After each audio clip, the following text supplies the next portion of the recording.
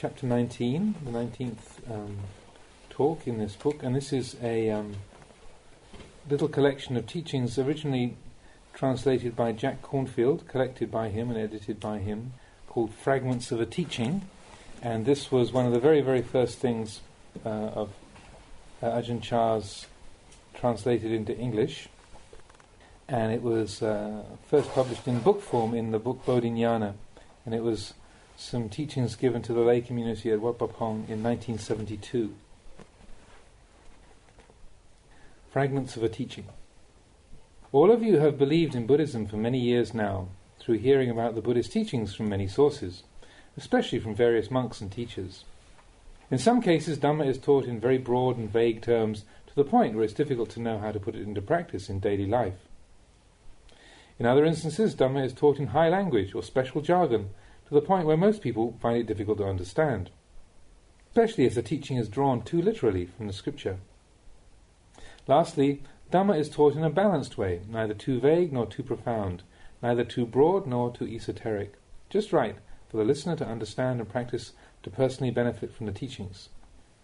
Today I'd like to share with you teachings of the sort I've often used to instruct my disciples in the past, teachings which I hope may possibly be of benefit to those of you listening here today. One who wishes to reach the Buddha Dhamma must be one who has faith or confidence as a foundation. He must understand the meaning of Buddha Dhamma as follows. Buddha is the one who knows, quote unquote, the one who has purity, radiance and peace in his heart. Dhamma means the characteristics of purity, radiance and peace which arise from morality, concentration and wisdom. Therefore, one who is to reach the Buddha Dhamma is one who cultivates and develops morality, concentration and wisdom within themselves. Walking the path of Buddha Dhamma. Naturally, people who wish to reach their home are not those who merely sit and think of travelling. They must actually undertake the process of travelling step by step, and in the right direction as well, in order to finally reach home. If they take the wrong path, they may eventually run into difficulties, such as swamps or other obstacles which are hard to get around. Or they may run into dangerous situations in this wrong direction, thereby possibly never reaching home. Those who reach home can relax and sleep comfortably. Home is a place of comfort for body and mind. Now they have really reached home, but if the traveller only passed by in front of his home, or only walked around it, he would not receive any benefit from having travelled all the way home. In the same way, walking the path to reach the Buddha Dhamma is something each of us must do individually, for no one can do it for us. And we must travel along the proper path of morality, concentration, and wisdom until we find the blessings of purity, radiance, and peacefulness. Peacefulness of mind that are the fruits of travelling the path. However, if one only has knowledge of books and scriptures, sermons and suttas, that is, only knowledge of the map or plans for the journey, even in hundreds of lives, one will never know purity, radiance and peacefulness of mind. Instead, one will just waste time and never get to the real benefits of practice. Teachers are those who only point out the direction of the path. After listening to the teachers, whether or not we walk the path by practicing ourselves and thereby reap the fruits of practice is strictly up to each one of us. Another way to look at it is to compare practice to a bottle of medicine that a doctor leaves for his patient. On the bottle is written detailed instructions on how to take the medicine, but no matter how many 100 times the patient reads the directions, he's bound to die if that's all he does. He will gain no benefit from the medicine. And before he dies, he may complain bitterly that the doctor wasn't any good, that the medicine didn't cure him. He will think that the doctor was a fake, or that the medicine was worthless. Yet he has only spent his time examining the bottle and reading the instructions. He hasn't followed the advice of the doctor and taken the medicine. However, if the patient actually follows the doctor's advice and takes the medicine regularly as prescribed, he will recover. And if he's very ill, it will be necessary to take a lot of medicine. Whereas if he is only mildly ill, only a little medicine will be needed to finally cure him. The fact that we must use a lot of medicine is a result of the severity of our illness. It's only natural, and you can see it for yourself with careful consideration. Doctors prescribe medicine to eliminate disease from the body. The teachings of the Buddha are prescribed to cure disease of the mind, to bring it back to its natural healthy state. So the Buddha can be considered to be a doctor who prescribes cures for the ills of the mind. He is in fact the greatest doctor in the world.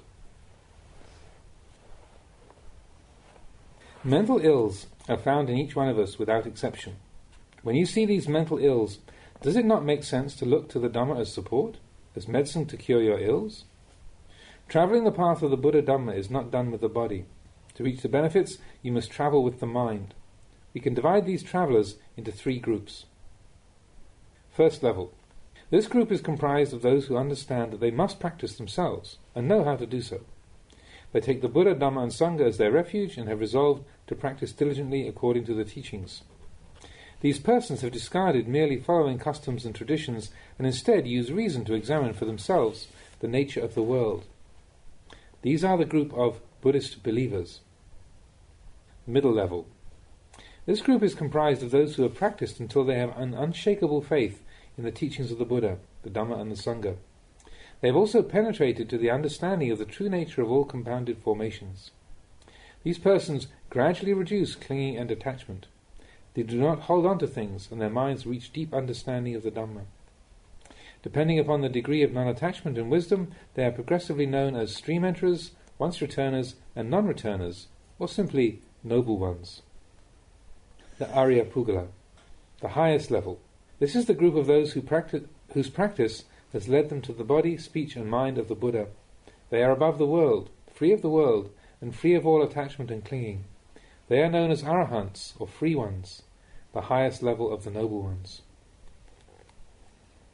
How to purify one's morality. Morality is restraint and discipline of body and speech. On the formal level, this is divided into classes of precepts for lay people and for monks and nuns. However, to speak in general terms, there is one basic characteristic, that is, intention. When we are mindful or self-recollected, we have right intention. Practicing mindfulness, sati, and self-recollection, sampajanya, will generate good morality. It's only natural that when we put on dirty clothes and our bodies are dirty, our minds too will feel uncomfortable and depressed.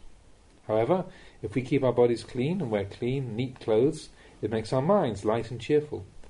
So too, when morality is not kept, our bodily actions and speech are dirty, and this is cause for making the mind unhappy, distressed and heavy. We are separated from right practice, and this prevents us from penetrating the essence of the Dhamma in our minds.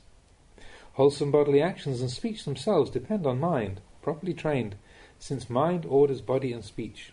Therefore, we must continually practice by training our minds. The practice of concentration. The training in concentration, samadhi, is practiced to make the mind firm and steady.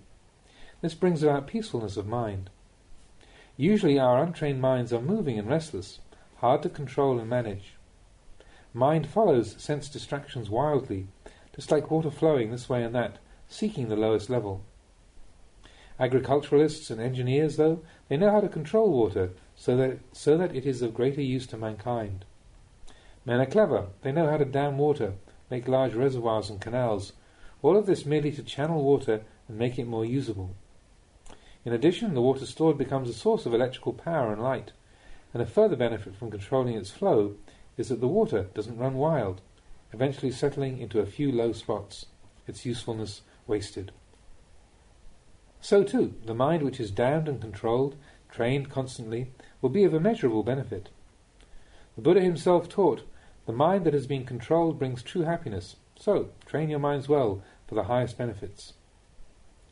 Similarly, the animals we see around us, elephants, horses, cattle, buffalo, etc., must be trained before they can be useful for work. Only after they have been trained is there strength and benefit to us. In the same way, the mind that has been trained will bring many more times the number of blessings than that of an untrained mind. The Buddha and his noble disciples all started out in the same way as us, with untrained minds. But look how they became the subjects of reverence for us all, and see how much benefit we can gain through their teaching. Indeed, see what benefit has come to the entire world from these men who have gone through the training of the mind to reach the freedom beyond. The mind controlled and trained is better equipped to help us in all professions, in all situations. The disciplined mind will keep our lives balanced, make work easier, and develop and nurture reason to govern our actions. In the end, our happiness will increase accordingly as we follow the proper mind training. Mindfulness and breathing.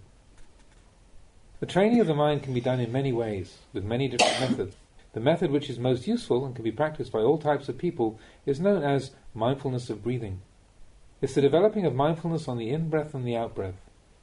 In this monastery, we concentrate our attention on the tip of the nose and develop awareness of the in-breath and out-breath with the mantra Buddho.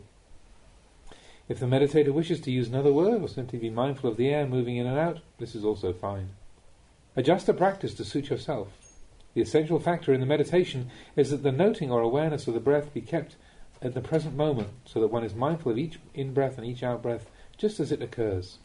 While doing walking meditation, we try to be constantly mindful of the sensation of the feet touching the ground. This practice of meditation must be pursued as continuously as possible in order for it to bear great fruit. Don't meditate for a short time one day and then, in 1 or 2 weeks, or even a month, meditate again. This will not bring results. Buddha taught us to practice often, to practice diligently, that is, to be as continuous as we can in the practice of mental training. To practice meditation, we should also find a suitably quiet place, free from distractions. In gardens or under shady trees, in our backyards, or in places where we can be alone are suitable environments. If we're a monk or a nun, we should find a suitable hut, a quiet forest, or a cave. The mountains offer exceptionally suitable places for practice. In any case, wherever we are, we must make an effort to be continuously mindful of breathing in and breathing out. If the attention wanders to other things, try to pull it back to the object of concentration. Try to put away all other thoughts and cares. Don't think about anything. Just watch the breath. If we are mindful of thoughts as soon as they arise and keep diligently returning to the meditation subject, the mind will become quieter and quieter. When the mind is peaceful and concentrated, release it from the breath as the object of concentration. Now begin to examine the body and mind comprised of the 5 khandhas: material form, feelings, perceptions, mental formations and consciousness. Examine these 5 khandhas as they come and go. You will see clearly that they are impermanent, that this impermanence makes them unsatisfactory and undesirable, and that they come and go of their own. There is no self running things. There is to be found only nature moving according to cause and effect. All things in the world fall under the characteristics of instability, unsatisfactoriness, and being without a permanent ego or soul. Seeing the whole of existence in this light, attachment and clinging to the khandhas will gradually be reduced. This is because we see the true characteristics of the world. We call this the arising of wisdom. The arising of wisdom. Wisdom, panya, is to see the truth of the various manifestations of body and mind. When we use our trained and concentrated minds to examine the 5 khandhas, we will see clearly that both body and mind are impermanent, unsatisfactory, and soulless. In seeing all compounded things with wisdom, we do not cling or grasp at them. Whatever we receive mindfully. We are not excessively happy. When things of ours break up or disappear, we are not unhappy and do not suffer painful feelings, for we see clearly the impermanent nature of all things. When we encounter illness and pain of any sort, we have equanimity because our minds have been well trained. The true refuge is the trained mind. All of this is known as the wisdom which knows the true characteristics of things as they arise. Wisdom arises from mindfulness and concentration. Concentration arises from a base of morality or virtue. Morality, concentration and wisdom are so interrelated that it's not really possible to separate them. In practice it can be looked at in this way. First, there is the disciplining of the mind to be attentive to breathing. This is the arising of morality. When mindfulness of breathing is practiced continuously until the mind is quiet, this is the arising of concentration. Then examination, showing the breath as impermanent, unsatisfactory and not self, and the subsequent non-attachment to it, is the arising of wisdom. Thus the practice of mindfulness of breathing can be said to be a course for the development of morality, concentration and wisdom. They all come together. When morality, concentration and wisdom are all developed, we call this practicing the Eightfold Path, which the Buddha taught as our only way out of suffering. The Eightfold Path is above all others because if properly practiced, it leads directly to Nibbana, to peace. we can say that this practice reaches the Buddha Dhamma truly and precisely. Benefits from practice. When we have practiced meditation as explained above, the fruits of practice will arise in the following 3 stages. First, for those practitioners who are at the level of Buddhists by faith, there will arise increasing faith in the Buddha, Dhamma and Sangha. This faith will become the real inner support of each person. Also, they will understand the cause and effect nature of all things. That wholesome action brings a wholesome result, and that unwholesome action brings an unwholesome result. So, for such persons, there will be great increase in happiness and mental peace. Second, for those who have reached the noble attainments of stream winner, once returner or non-returner, they will have unshakable faith in the Buddha, Dhamma and Sangha. They are joyful and pulled towards Nibbana. Third, for those arahants or perfected ones, there will be happiness, free from all suffering. These are the Buddhas, free from the world, complete in the faring of the holy way. We have all had the good fortune to be born as human beings and to hear the teachings of the Buddha. This is an opportunity that millions of other beings do not have. Therefore, do not be careless or heedless. Hurry and develop merits. Do good and follow the path of practice in the beginning, in the middle, and in the highest levels. Don't let time roll by unused without purpose. Try to reach the truth of the Buddha's teachings even today. Let me close with a Lao folk saying. Many rounds of merriment and pleasure past, soon it will be evening. Drunk with tears now, rest and see, soon it'll be too late to finish the journey.